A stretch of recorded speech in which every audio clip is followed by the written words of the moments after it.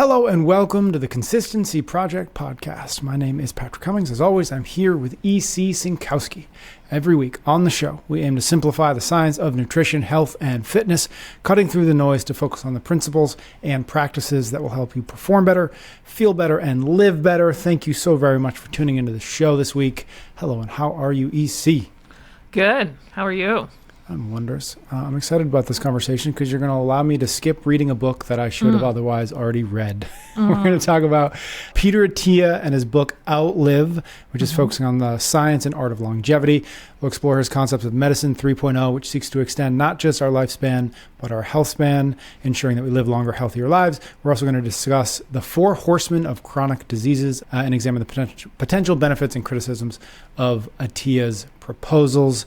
So as I said, this is one of those books that's like on the list of people like us, like we should read. You haven't read that yet, and I just haven't got around to it. And so I'm excited to hear your take on it. So let's do a little bit of a background on who Peter Attia is in case folks don't know the name, and maybe just obviously a little context, a little background to the book itself. Again, it's called Outlive. Yeah, I mean, in full disclosure, I don't follow Peter Attia that closely or his content. I mean, I think probably his listeners of his podcast are going to know a little bit more than I am. But from what I understand, he's a Canadian-American doctor. He did never finish his residency, kind of dropping out a year from the completion of that, which he shares in the book, which I wasn't aware of. And that led to him starting his own practice in 2014, dedicated to longevity medicine. I think he had a stint in consulting or something between those times. And he's had many, many media appearances and public engagements since. And so this is his first book that came out about a year ago, a little bit over a year ago. So in true fashion, a little bit late getting around to this late one. To the party. Yep. But yeah, has been a New York Times #1 bestseller, and no surprise it focuses on longevity, as already mentioned. And you kind of already teased that a little bit. He focuses a lot on his goal to have people increase their health span, which is really speaking to the quality of your life across all of the years, where just how old you get would be something like your lifespan. And he goes on to propose his medicine 3.0, as you kind of hinted at, as the model to do this, where he would call our current state or our conventional medicine system right now medicine 2.0, and then medicine 1.0 would kind of almost be like the dark ages before we even knew about like antibiotics or vaccines or any sort of preventative diagnostic approaches. And I think the best way to kind of think about medicine 3.0, as I interpret, is a sort of two-prong approach. The first kind of prong would be that people have to do better on the basics that we talk about all the time: diet, exercise, sleep, and stress. And while I don't agree with every word in his kind of nutrition and exercise sections, as I think we might get to, I do, of course, agree that we need more focus there. And I do, of course, agree that would improve our health span. But then the other aspect of medicine 3.0 is that he would actually want to use conventional medicine more aggressively than we currently do, like prescribing certain medications earlier or doing more aggressive screenings. And so, of course, it's through this approach that we're all going to live to 100 with these really fulfilling lives, and we're all going to avoid what you already identified as the 4 horsemen, or these chronic diseases that kill us at the highest rate, and that's heart disease, cancer, neurodegenerative diseases like Alzheimer's, and then type 2 diabetes or any sort of similar metabolic dysfunction. Got it. Okay, let's do maybe just a high-level general opinion on the book itself, maybe to the degree that it makes sense, like Medicine 3.0, some of his general philosophies. Just like a quick high-level take on that. Yeah, I mean, this was hard for me because I really could go 2 ways on it. From a personal point of view, I didn't love it, and I wouldn't recommend it. In my opinion, it's a bit of a slog. It's 411 pages, which, you know, is generally fine. But if you're going to take up 411 pages, my opinion, you've got to have a lot of really interesting things to say, when I think at the end of the day, it can be boiled down to like diet and exercise plus some of the techniques that we already use. And I think where he's critical of conventional medicine, as we'll see, I don't know that we have the evidence for him to be that critical. So in my opinion, the way of my knowledge base and what I'm looking for in reading material, I think it's a bit long to act as though we have a new solution, Medicine 3.0, and I'm not really sure how new or useful it is at this stage.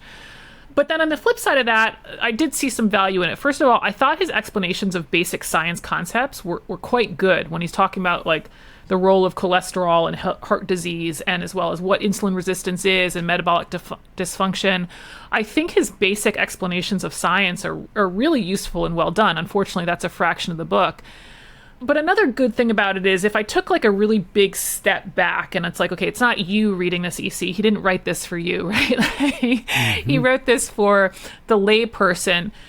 You know, he's really big on diet. He's really, really, really big on exercise, which is phenomenal. And I think he's also really big on preventative screenings, which a lot of people don't keep up with, as we'll touch on. So I was sort of thinking about it too. It's like, okay, well, if this is the book that really motivates somebody to take better control of their health by way of the things that we kind of discuss here a bunch, and this is the trigger for them, then ultimately it could be great. You know what I mean? So I didn't love it. It's not going to go on my recommended reading list, but I can see that there's going to be some value for sure for some people.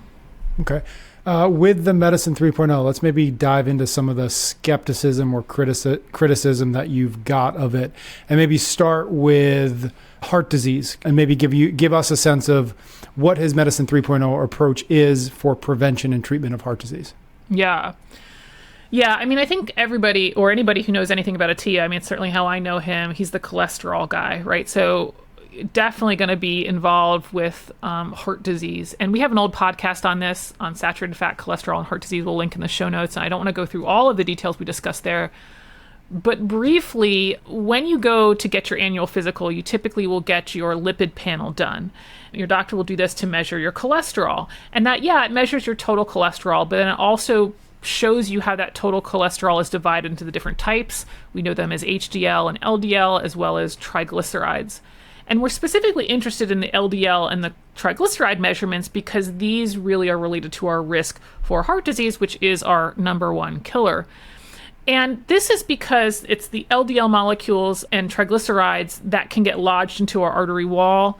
And then, of course, that can result in a plaque, which if it cuts off blood flow because the plaque has gotten too big, then we could have a heart attack or we could have a stroke. And so that's really a simplified overview. There's lots of factors that come into play of like how and why that might happen and other factors that affect your risk and progression of that. But his, along with kind of some other people, the main criticism of this classic cholesterol measurement that you get at the doctor's office is it tells you that how much total amount of cholesterol you have in your blood. And certainly this is important to some degree because the more cholesterol you have, the more triglycerides you have around in your body, the more likely there's a chance that these molecules are going to run into a wall and potentially get lodged. And you can sort of think about it like vehicles on the road. The more vehicles that you have on the road, the more accidents are going to happen. But the criticism of this kind of measuring the total component, even if we look at it in terms of how it's divided into its different fractions, is that it doesn't tell you if these cholesterol molecules exist on a lower number of larger particles or a higher number of smaller particles. So having the total amount of cholesterol spread out on lots of smaller particles is more risky than having a lower number of bigger or larger particles because, again, it's about the chance of these molecules running into the wall. And so if we go back to the vehicle analogy, and let's say you have 1,000 people that are going to be on the road, we could put the 1,000 people in a fewer number of buses, or we could put all 1,000 people driving their own cars. And of course, all 1,000 people driving their own cars, we have a much higher risk because there's more vehicles with a chance for the crash, right? So Attia and some others have advocated that instead of this classic measurement where we look at the total amount of cholesterol or total amount of LDL cholesterol, that we should instead be measuring the number of these individual molecules, and we can do that with a test called ApoB. Now, I probably should have gone back to double check, but I think Attia calls this classic cholesterol test that we get measured every year worthless. I think that was his words for it, but something quite close to that. And I kind of disagree with that. Now, I'm not a cardiologist, but that measurement that we normally get measured often correlates with the measurement that he wants us to get measured. So many people, when their LDL cholesterol goes up as you get measured every year at the doctor, so does that ApoB molecule that he wants us to get measured, and vice versa. And from what I understand, it's only in about 20% of people where we would see those measurements are discordant, meaning that they could go in the opposite direction. Meaning in about 20% of people, they could have a normal or healthy level of LDL, but their ApoB would actually be indicator of a higher degree of heart disease risk. So this actually suggests that the classic measurement's probably good for about 80% of us, which I wouldn't put in the worthless bucket. It might not be perfect, but it certainly has some value. And that generally people who really should consider this ApoB measurement would be people who have these other risk indicators like diabetes, or they have a really high triglyceride measurement, or they have obesity, or they have metabolic syndrome, or even people who maybe their family history is such that they've had a lot of premature heart disease in their family. Yet from what I understand, and this is from the Gamma-Liberty paper in the show notes, the American College of Cardiology, as of 2018, does even recommend ApoB measurements for people who have some of these higher risk indicators. So as far as I understand, I think Attia's opinion is that everybody should get measured for this ApoB. Again, I think if you have some indications or strong family history in this way, I don't think that's a bad idea. But that classic measurement is going to be good for a good number of people who get the ApoB measurement. It's not going to dictate a different line of action in terms of like treatment or prevention. So it's just not necessary for everybody. Got it. The ApoB test, I don't really know much about that. What is the actual course of action? Like if somebody did have a high ApoB, like what happens then? What do they do or what should they do? Yeah, I mean, what's interesting there is it's kind of the same course of action if they had a high LDL, which would be diet and exercise, and then also potentially medicine intervention. And so diet, I think, again, we're going to come back to maybe some of the points that he makes generally there. But for the medicine intervention, he is a big advocate of statins. And this would be the case if somebody had a high ApoB, or also would be if somebody had high LDL. And he actually suggests that people should use them earlier and to even get to lower cholesterol numbers than what kind of our conventional medicine guidelines. So he would prescribe them earlier, and he would also try to aggressively get the numbers down further. And so this is what's kind of interesting about, I think, his whole take and his whole book is that he's pretty critical of the conventional medicine system, yet most of what he suggests beyond diet and exercise is to use our conventional medicine tools more aggressively. And I think what makes this really interesting, in my opinion, is there's lots of people who don't want to take pharmaceutical drugs for a variety of reasons, from perceived to actual risks. Like statins do have side effects for some people that make some people go off of them. And so I think there's a little bit of realism that Attia totally misses there. Like I was looking at some reports for statin adherence, like people who are supposed to be taking statins, not early, not aggressively, but supposed to be taking statins. Do they actually take them? And there are some studies that suggest that adherence is less than 50%. So, and we know this in lots of other medicines, that people aren't very good at taking their medicines, even when it could be quite life-saving. And so I think this idea that we should be prescribing early and more often is kind of turning a blind eye to the fact that a lot of people don't take their medicines. And so I don't know if being more aggressive with it is actually going to result in a lot more better outcomes. The other thing that I just wanted to touch on too is, besides this ApoB, he also recommends that people get a test called Lp(a), and that molecule is actually formed from LDL. And it's the most prevalent hereditary risk factor for heart disease, and conventional medicine doesn't really test for it at all. The problem is, unlike ApoB or unlike LDL, we don't actually have a way to lower. It doesn't seem to be affected by diet, exercise. And there's no FDA-approved drugs, even though there are some clinical trials underway. And he mentioned some drug that he's using, but again, it's not FDA-approved. But this is where I think we're also at a really interesting crossroads. He's quite critical of the system that's not testing for this molecule that maybe predicts early heart attacks, and I can understand the concern there. But if we have no way to control this, we have no way to treat this, what is testing going to do for us? Like, it's a really interesting question. If you were going to die of something that you had no control over, it was going to happen sometime early in your life, earlier than you would hope for, but you had no way to control it, would you want to know? I think the answer is really easy if we have a way to control it. But when we don't, you have to beg the question of, well, like, should we be testing for? And I don't think there's a clear answer there. And so I just bring it up because, again, he's very critical of the conventional medicine system for not doing all of this testing. But when you look at the reality of the whole situation, I think sometimes he kind of overlooks some things like, are people actually interested in taking these drugs? Or do we actually have a way with drugs to handle the situation? Interesting.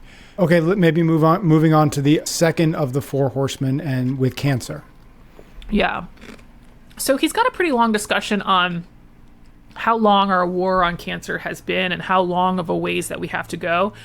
And I do like the fact that he really does acknowledge how complex of a disease cancer is.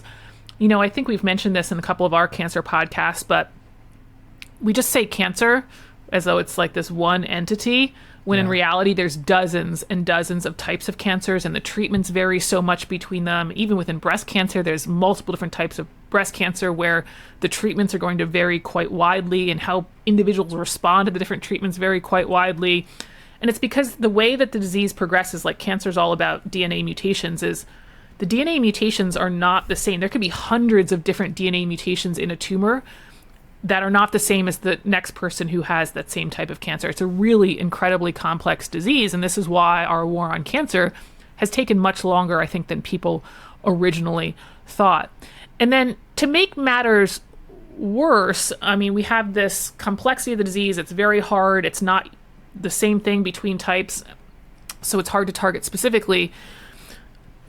Our methods to detect cancer are a little bit lacking. Typically, by the time that we actually detect cancer, it's been in the body for at least 10 years. They think that sometimes 10 to 15 years ahead of when we can actually detect it is when cancer starts.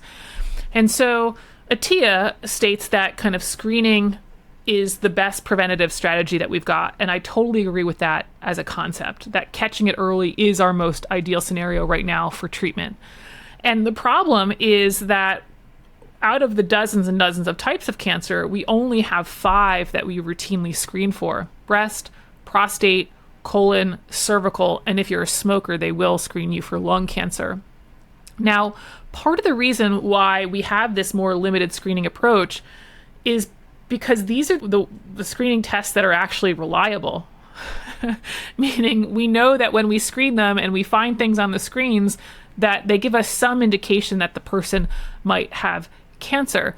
Because one of the things that he's kind of critical of is he thinks that we should be doing more aggressive imaging of our internal organs, besides, you know, some of the ones that I mentioned, that he wants to be doing more aggressive screening, let's say for pancreatic cancer or something like that, or that we could use maybe blood tests to be able to see some early indications of cancer. And I agree, that would be great. We do not have the tests that are reliable to do that. So, like, the idea is great. I am with you. Those tests don't exist right now. And that's what, you know, the big science is working on. Now, one of the things that I really liked about, again, the book is some of the scientific concepts that he explains. And in the cancer section, he talks about the trade-offs in test development. And I think he does a really good job of the basic concepts here, which I loved. And that is that he talks about tests' sensitivity and their specificity. So sensitivity, a sensitive test means it's talking about its true positive rate, meaning a sensitive test can detect if you have the disease, if you're positive for the disease. But the more sensitive a test is, the more false positives it will have. It's really sensitive at picking up signals for what could be the disease. So the more sensitive the test is, the more that you can rule a disease out. This gets a little confusing, but if a sensitive test comes back negative, you definitely don't have the disease. Conversely, we look at a test's specificity. A specific test is the true negative rate, meaning if it comes back negative, you don't have the disease. Now, the more specific a test is, the more false negatives you will have. So if a specific test tests positive, then you definitely have the disease. A specific test rules a disease in. And what's interesting is that we have sensitivity and specificity rates for all of our diagnostic tests. And I'm sure many people listening to this podcast have experienced either both false positives or false negatives, because there is no perfect diagnostic test. And you want to think about it like, we're trying to take, let's say, a picture of your lungs and know what's going on a cellular level. Like, we're going to get some of this wrong. Like, we're not going to know until we get in there what's really going on. And so this is why our diagnostic tests can never be perfect. And he gives the example of like mammograms.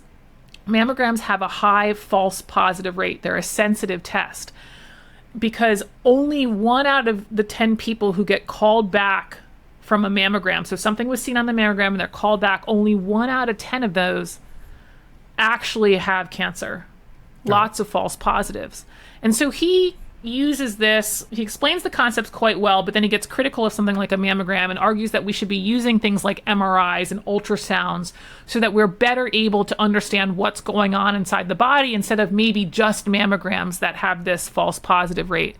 And I think it's, again, interesting idea. Love it. Love the idea of prevention. But he sidesteps this major glaring issue to all of this. Cost and time. Mm-hmm. Okay, who's going to pay for the MRIs and the ultrasounds? And then in terms of time and efficiency, what about people scheduling time off from work? You know, I talked about adherence to statins. We also have issues of people keeping up with their routine screenings. There was a survey done by MedStar last fall. Only around 59% of women over 40 have their yearly mammogram done, and 23% have never had a mammogram. And the most common reason is they just haven't gotten around to it. So now there's this potential issue of, okay, yeah, mammograms aren't perfect, but now you also want to do MRIs and ultrasounds? You know, it's going to add a lot of cost and time to the system, and maybe it won't actually get us to any better of a spot if we're still picking up these false positives. And so he kind of mentions the drawbacks of maybe more cost and time, but he doesn't really address it. And so in my opinion, it's not a real solution to be like, we just need more screenings. And there might be some cost and time issues, but we just need more screenings. It's kind of like you have to look at the whole system and understand how that's all going to play out with these other really important factors. And I'll just very briefly swing back to the blood tests. Yeah, we all want a blood test for cancer. That would be phenomenal. They're working on it. So again, it's a place where he's like pointing out this limitation in the system, but it's like, yeah, but the science isn't there yet. Interesting. Okay. Maybe let's dive into, and you teased it a little bit at the top, the diet and fitness recommendations. And it's funny you had mentioned that for a lot of folks, Attia is known as sort of the cholesterol guy. Mm-hmm. The only thing I knew about him was the zone 2 guy. That's how I first came across him. So I'm curious your thoughts on diet and fitness or exercise. Oh, okay. Okay, so that's kind of how he would more aggressively use conventional medicine. And then the other arm is more of this diet lifestyle. He does talk on sleep a bit too, which I love, but specifically diet and exercise, as you kind of asked about. Generally, the nutrition discussion is good. He does agree that calories are a thing, which I always like to see. He's pretty big on saying that there's so much dogma in the space and that actually nutrition is quite simple in concept. It's much more simple than we make it out to be. So I think all of that was good. The only real problem I have with his nutrition section is that he does recommend continuous glucose monitors for his patients. And he does this with the idea that he's preventing diabetes before it happens. And, you know, we're not going to go into the science of all of the limitations of continuous glucose monitors because we'll drop the link for the podcast on that. But what's really interesting is, this is on page 330 of his book, he admits that he thinks the most important aspect of the continuous glucose monitor is the fact that it has the ability to positively change his and his patients' eating behavior.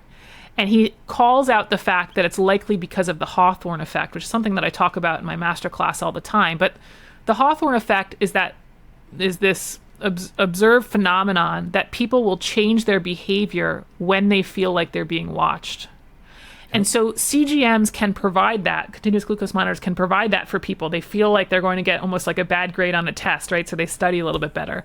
The same thing happens when people weigh and measure their food in their masterclass, or when they have to turn in their data log to a coach. It's like, oh my gosh, they're going to see what I'm doing. I have to show my good behavior. And so I do love that he calls out that he thinks that's the most valuable aspect of it. Unfortunately, I don't agree that it's necessary or the best tool, because I think there's some negative neuroses that can develop, as we kind of have mentioned and talked about before. And I also think that it kind of sidesteps some of the junk science that kind of comes along with it. But I do love that he acknowledged, okay, there could be some effect just from behavior change. The exercise stuff, I do love that he's a big proponent of exercise. So it's interesting that you knew him as the Zone 2 guy. So he's been consistent on that, and it's been a big part of his life from what I can tell. He talks about the strengths of strength work as well as the aerobic work, as you mentioned, Zone 2 stuff. He's really into kind of stressing the quality of life and thinking through, okay, what do you want to do when you're older? And that's how you should think about your training. Like, if you want to keep up with the kids and go on adventures, then you got to do adventure hikes, right? Like, you got to be walking on uneven surfaces, and you got to be doing rucks and stuff like that, which I think is great. I guess how I would kind of nitpick some of the exercise stuff is I was trying to keep tally of all of the things that he's doing, and I think it's kind of a lot. And he's a self-admitted exercise guy, so that's cool.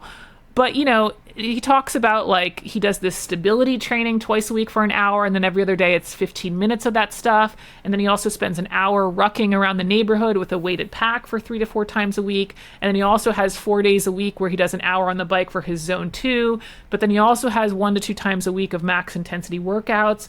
He also talks about his strength training, although I didn't quite see exactly what the frequency of his deadlifts and his carries and all of this other stuff. Now, I don't actually think he's doing too much. But again, if I'm thinking about this from the point of view of, like, this is for the mainstream, I can easily imagine a scenario where it's like, oh my God, this is so much. It's almost like, well, what would be the bridge for the person who's not doing any of this? Because that's most of the people that you're talking to in the mainstream. Like, if they think that they have to do all of this stuff for them to get the effect that Attia wants, there's a lot of that kind of all or nothing mentality that I wish he kind of addressed a little bit more. And even with he's really big into this, like, stability and breath work, which I'm not against. But if I had somebody who was trying to get started on a more consistent exercise routine and they had 1 hour twice a week and then 15 minutes every other day, it would not be on stability and breath work. It's going to be on walking, running, air squatting, push-ups, really basic full body movements, and not like, core work or something like that. So I think there's some good general info in that section. I worry that it's a bit much for what I think the audience is, especially considering it's a New York Times bestseller, and helping people bridge the gap to get into that, I think might be a bit much. There seems to be a similar theme in your criticism, and that's like interesting, but not realistic. And if it fails the realistic test, like, what are we actually talking about? And that was my thing with this book is I didn't ultimately love it, but I can see a scenario where people are convinced with his knowledge, and he's educated and all of that stuff, and he does have clients, and he presents some really great stuff about exercise. I mean, maybe it will push them, and maybe they don't do the continuous glucose monitor, and maybe they don't go off and do all these experimental drugs, but maybe they are motivated to get their annual screenings done, and maybe they are motivated to look into a strength program. So I try to think about it as, like, maybe it's enough of a nudge for people, and so I try to hope that's the main effect from it. Take it. All right. Well, maybe last question then, just try to end on a positive note. Anything you liked about, you mentioned a few things that you liked, but anything just as a takeaway, anything that you thought, like, this is what the book did really well? Yeah, I think one of the things I really did enjoy about it was kind of towards the end, and it was talking about kind of mental health, and I think some of his own struggles with mental health, and some of the his therapies that he's done. And I think it was really great. And maybe it was really great because it was just, like, slightly a different topic for me. I'm neck deep in all the diet and exercise stuff all the time. So I was like, oh, this is interesting, right? But I think what I really also liked about it is that it kind of brings it full circle to some of the stuff that we talk about, that you can't get so myopic into, like, what's my protein target and what exactly is my rep range on my back squat if the rest of your life is failing. Like, why are you so interested in optimizing nutrition if you're not a happy person, or you don't have a good social support, or you don't feel like you have purpose in your life, right? Like, there's so many other things that come into this longevity equation. And so I thought he did a really good job with that, because that was sort of the question that he asked himself. He's like, I'm so interested in health and fitness, and yet I'm an unhappy person. It's like, what's the point? And so I really did enjoy that book, and I thought it helped bring it full circle and kind of get out of the weeds, maybe a little bit of like go insist on getting all these extra tests done. Yeah, interesting. Thank you, EC. Thank you for reading it so that I don't have to. Appreciate that. Thank you, everybody out there, for listening. Thanks for your ratings and your reviews. Thank you for sharing the show with your friends and your colleagues. EC and I will be back next week for a brand new episode of the Consistency Project podcast.